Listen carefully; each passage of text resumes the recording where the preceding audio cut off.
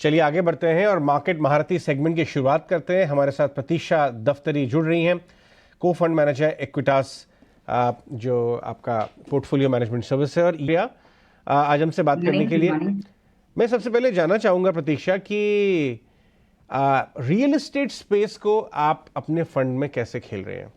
क्या आपने उनको कहीं डायरेक्ट प्ले लिया हुआ है, फॉर एग्जांपल किसी रियल एस्टेट कंपनी, या आप एंसिलरी स्पेस से उसे खेल रहे हैं, वायर्स एंड केबल्स या कोई और? मैं जानना चाहूँगा क्योंकि फैक्ट तो ये है कि मेट्रोज में बहुत तेज़ी वॉल्यूम में दिखाई दे रही है आपके प्रीमियम रियल एस्टेट में। हम देख रहे हैं काफी इन्वेस्टमेंट्स, काफी अनाउंसमेंट्स आ रहे हैं, उनके ऑपरेशनल नंबर्स भी काफी स्ट्रांग आ रहे हैं रियल एस्टेट कंपनीज में। हम डायरेक्टली एक्सपोजर नहीं लिए हैं रियल एस्टेट कंपनीज को लेकर, बट इन जनरल इंफ्रास्ट्रक्चर और कंस्ट्रक्शन प्ले पे हमारा एक्सपोजर है, दैट इज एंसिलरी एक्सपोजर है हमारा। ठीक है। एक और बात मैं आपसे जानना चाहूंगा प्रतीक्षा कि वायर्स एंड केबल्स एक तरफ तो वो पावर का भी एक प्रॉक्सी होता है, और दूसरी तरफ जो इलेक्ट्रिफिकेशन इंक्रीज हो रहा है देश भर के छोटे छोटे शहरों में, लोग प्रीमियम क्वालिटी प्रोडक्ट्स यूज करना चाहते हैं, और FMEG आ गया है, तो पावर का तो यूटिलाइजेशन देश भर में हो रहा है। दूसरे power reforms even ultra high megawatt में भी काफी हो रहे हैं। तो आप इस पावर स्पेस को, ट्रांसमिशन को कैसे खेल रहे हैं अपने पोर्टफोलियो में? आई थिंक ये केबल्स एंड पावर सेक्टर पे हमारा इन्वेस्टमेंट काफी अरसे से रहा है। We have been very strong holders in this space, तकरीबन 7-8 साल से, उससे भी ज्यादा से। तो हमारा ये काफी अच्छा अंडरस्टैंडिंग रहा था, और ये अभी प्ले आउट भी होता दिख रहा है। अभी हमें ऐसा लगता है कि ये सारे पॉजिटिव ट्रिगर्स जो भी है वो सारे वैल्यूएशंस में काफी हद तक कैप्चर्ड है। काफी हद तक पॉजिटिव जो चीजें हो रही है, जो न्यूज अभी आ रहा है, वो प्राइस में अभी इंक्लूडेड है। तो वी ये 7-10 साल की साइकिल हो सकती है। ये बहुत अरसे तक इस सेक्टर में कुछ भी इन्वेस्टमेंट्स नहीं हुए थे। तो वी आर बुलिश, हमको बहुत पॉजिटिव लगता है ये सेक्टर, पर वैल्यूएशंस हमारे हमारे हिसाब से इतने अट्रैक्टिव नहीं रहे। जी प्रतीक्षा नमस्कार, अभिषेक बोल रहा हूँ। हम देख रहे हैं कि बाजार में जो मिड कैप वाला जो खेमा है वहां पर ना धीरे धीरे जो चमक लगातार बनी हुई थी, थोड़ी थोड़ी सी वो उसमें प्रॉफिट टेकिंग के दौर हम देख रहे हैं। आप किस तरह से स्ट्रेटजाइज कर रही हैं अपने फंड्स में? क्या थोड़ा सा टिल्ट आपका लार्ज कैप की तरफ बढ़ रहा है, और अगर हाँ तो वो कौन से सेगमेंट है? क्योंकि वहां पर भी कंफ्यूजन कम नहीं है।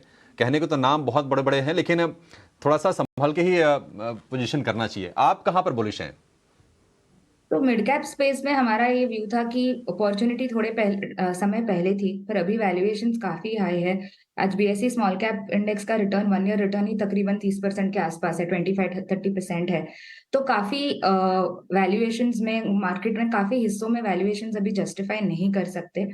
काफी सारी, जैसे मैं बता रही थी, कि पॉजिटिव चीजें ऑलरेडी प्राइस में आ चुकी है। बट पूरे मार्केट में हमारा ऐसा व्यू नहीं है। अभी भी हम छाटते हैं, हमको मिल जाते हैं, हम वी आर हमारा predominantly mid cap small cap में इन्वेस्टमेंट रहता है। तो यहाँ पे हम देखते हैं कि जहां ग्रोथ ट्रिगर्स है, जहां हमको लगता है कि अभी भी अर्निंग्स कंफर्ट आएगा, जहां हमको लगता है कि अभी भी वैल्यूएशन रीजनेबल है, वहां हम हमारा इन्वेस्टमेंट देखते रहते हैं। लार्ज कैप में काफी वैल्यूएशंस क्रिएट हो रहा है, पर अभी भी मतलब देखे तो उस हिसाब से स्टॉक परफॉर्मेंस में नहीं रिफ्लेक्ट हो रहा है। रिजल्ट्स वगैरह जो भी आ रहे हैं, तो स्टॉक परफॉर्मेंस में नेगेटिव रिएक्शन ही दिख रहा है। एंड निफ्टी का भी परफॉर्मेंस अभी तक, मतलब पिछले 1 महीने का परफॉर्मेंस नेगेटिव है। तो हम वहां पे जैसे आप बता रहे थे, थोड़ा ध्यान रख के ही देख रहे हैं, पर हमारा मेजर इन्वेस्टमेंट मिड और स्मॉल में रहता है। ओके प्रतीक्षा, आप बता रहे हैं कि मिड कैप और स्मॉल कैप स्पेस में आपका ज़्यादा एक्सपोजर रहेगा, ज़्यादा इंटरेस्ट रहेगा।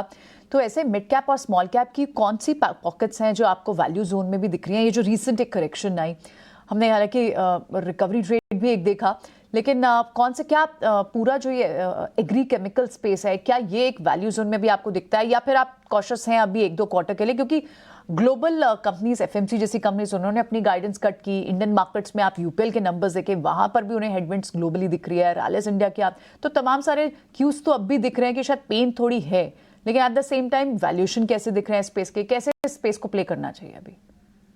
कमोडिटी स्पेस पे इन जनरल हमें लग रहा है कि थोड़ा वैल्यूएशन क्रिएट हो गया है। आई थिंक कमोडिटी स्पेस एक ऐसी इंडस्ट्री हो जाती है जहाँ पे चाइना बहुत बड़ा फैक्टर होता है, और वहाँ पे हम देख रहे हैं कि गवर्नमेंट का सपोर्ट स्टिमुलस वगैरह काफी हो रहा है, सो चीजें वहाँ पे धीरे धीरे बदलती दिख रही है।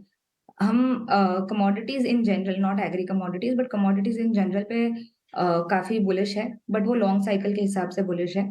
तो अभी नियर टर्म हम कॉशियस है, हम देख रहे हैं, पर हमको कमोडिटी स्पेस इन जनरल अच्छा लगता है। प्रतीक्षा, आप ईवी प्ले को कैसे पार्टिसिपेट कर रही हैं? क्या वो बैटरी कंपनीज के थ्रू काम करना बेटर रहेगा जो चली नहीं है बहुत ज़्यादा, या कोई डायरेक्ट ईवी प्ले?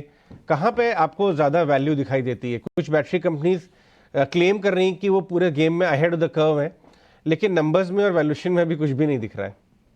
सो हम ऑटो स्पेस पे इन जनरल पॉजिटिव है, और ईवी स्पेसिफिक से ज्यादा हम मैन्युफैक्चरिंग को लेके काफी पॉजिटिव है। हम काफी इन्वेस्टमेंट्स देख रहे हैं। सो अभी तक ऐसा रहा है कि इंडिया दुनिया के लिए सर्विस प्रोवाइडर रहा है। अब हम देख रहे हैं कि यहाँ पे मैन्युफैक्चरिंग भी काफी बढ़ रहा है। फिर वो मोबाइल फोन हो, सेमीकंडक्टर हो, ईवी हो, काफी सारा पॉलिसी सपोर्ट है इधर, काफी इन्वेस्टमेंट्स अनाउंस हुए हैं। अभी अभी टाटा विल मतलब उनका अनाउंसमेंट है कि वो आईफोन बनाना शुरू कर देंगे। तो manufacturing in general, new age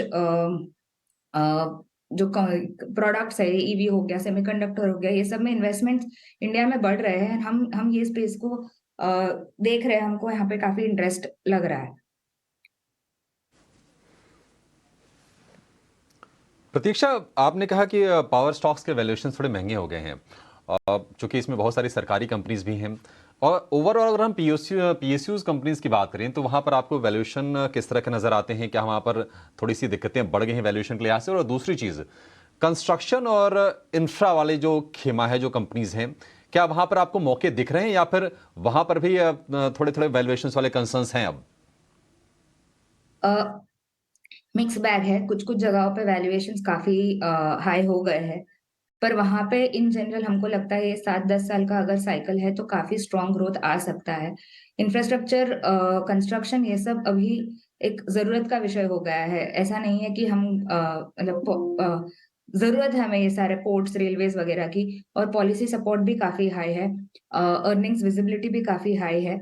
तो उस हिसाब से, उस पर्सपेक्टिव से हम वैल्यूएशंस को देखते हैं, और जहां जस्टिफाइड लगता है वहां पे वो इन्वेस्टेबल हो जाता है। तो मार्केट के सारे हिस्से में हमको वैल्यू नहीं दिखता है, पर हम छांटते रहते हैं कि जहां हमको लगे कि प्राइसिंग कंफर्ट है, वहां इन्वेस्टमेंट अपॉर्चुनिटी क्रिएट हो सकती है। ओके। ये जो सेक्टर्स आप प्रतीक्षा बता रही हैं जिन पे आप पॉजिटिव व्यू भी है, उसमें आपने एक इंफ्रा स्पेस को भी कैटेगोरिकली बात की है। तो इंफ्रा स्पेस में कौन से सेगमेंट, और क्या वो रोड इंफ्रा है, पाइप्स और पावर रिलेटेड इंफ्रा, वो ऑलरेडी स्पेस चल रहे हैं, oil and gas related infra, किस तरह के इंफ्रा स्पेसिस पर नजर रखनी चाहिए इस वक्त? आई थिंक जहां जहां एक विजिबिलिटी, जैसे अभी पावर हो गया, जैसे आपने बताया कि पावर में काफी रिफॉर्म्स हो रहे हैं, काफी पॉलिसी सपोर्ट है, काफी सारा डिमांड ग्रोथ है, तो वैसे वो सेक्टर्स में हमारा ध्यान रहता है। इंफ्रास्ट्रक्चर, रेलवेज हो गया, पाइप्स हो गया, ऑयल एंड गैस में काफी इन्वेस्टमेंट्स हो रहे हैं, तो वो सारे स्पेसेस में हमारा ध्यान रहता है। और यहाँ पे हम एंसिलरी प्लेस में अपना जहाँ वैल्यूएशन कंफर्ट मिलता है वहां हम हमारे अपॉर्चुनिटीज ढूंढते हैं। प्रतीक्षा, फाइनेंशियल्स में एक तो कोर लार्ज कैप बैंक्स हो गए, बोथ पीएसयू और प्राइवेट, और दुनिया भर की दूसरी लेंडिंग कंपनीज भी हो गई। आप फाइनेंशियल्स में, क्योंकि आप mid cap small cap financials की मैं बात करूं, तो कहां पे आपको सबसे ज़्यादा रिस्क रिवॉर्ड और ग्रोथ अच्छी नज़र आ रही है इस समय? आई थिंक प्राइवेट बैंक्स में जितना हम समझ रहे हैं, इस बार सब जगह मार्जिन प्रेशर एक्सपेक्टेड है, निम प्रेशर एक्सपेक्टेड है, और वो काफी सारे बैंक्स की कमेंट्रीज में भी रिफ्लेक्ट हुआ है कि आगे चल के उनको निम प्रेशर आ सकता है। In general cost of lending बढ़ चुका है, तो मेरे हिसाब से वहां पे हमको इतना स्ट्रॉन्ग अपॉर्चुनिटी नहीं दिख रहा है। पर होलसेल लेंडिंग में, कैपिटल प्रोजेक्ट लेंडिंग में हमको अपॉर्चुनिटी दिख सकती है। वहां पे काफी ग्रोथ एक्सपेक्टेड है, क्योंकि इतने सारे बड़े प्रोजेक्ट्स अनाउंस्ड है, तो वहां पे फंडिंग रिक्वायरमेंट आएगी। ऑल राइट प्रतीक्षा, बहुत बहुत शुक्रिया आज हमसे बात करने के लिए। Thank you so much. Pratiksha Daftari, Equitas, एक बहुत हाई ग्रोथ और mid cap small cap centric portfolio management service company है, बहुत ही शानदार परफॉर्मेंस, और वो अपनी व्यूज शेयर कर रही थी। लेकिन एक स्टॉक